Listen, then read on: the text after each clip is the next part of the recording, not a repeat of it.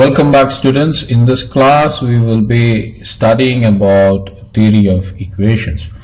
Now, foremost in theory of equations we will be studying about polynomials. Now, the general form of a polynomial is an x to the power n positive an minus 1 x to the power n minus 1 etc. up to a1 x positive a naught. Okay. So the degree of n is a positive integer.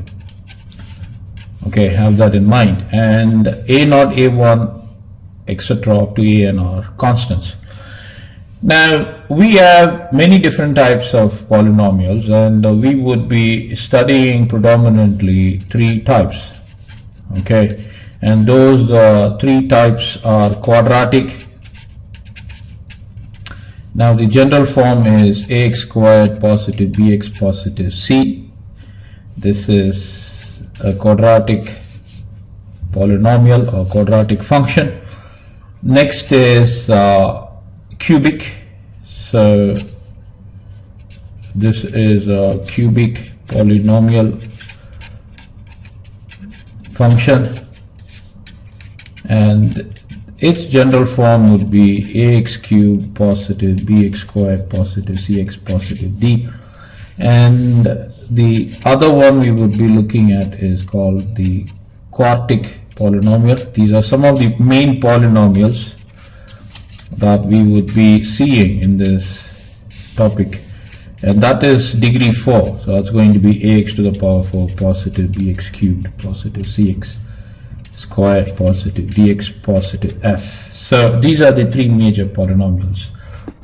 Now let us look into the quadratic polynomial. Say for example you are given a quadratic equation of the form ax squared positive bx positive c is equal to 0. Now this is a quadratic equation. Now why do we call it a quadratic equation?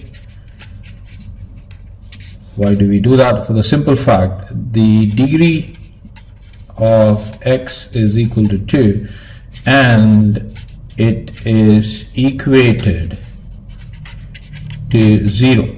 So that is the reason we call it a quadratic equation. And if it is equated to f of x, we call it a quadratic function. Okay, having said that, now let us consider this. Consider this quadratic equation. Okay, and let alpha and beta be its roots. So there are two things you have to know.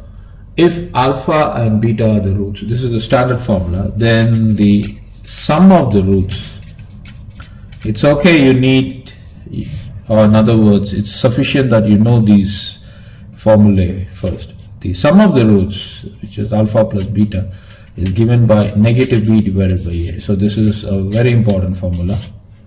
And the other one is called the product of the roots, and that is given as alpha times beta is equal to c divided by a.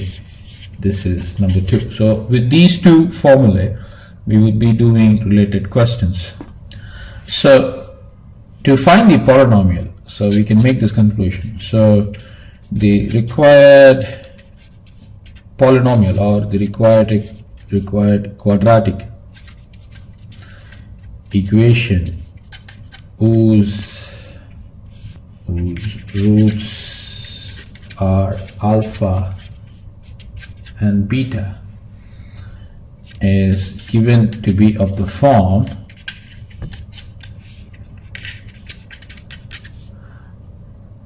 x squared negative alpha positive beta times x positive alpha beta is equal to 0. So this will be the required polynomial or required quadratic equation.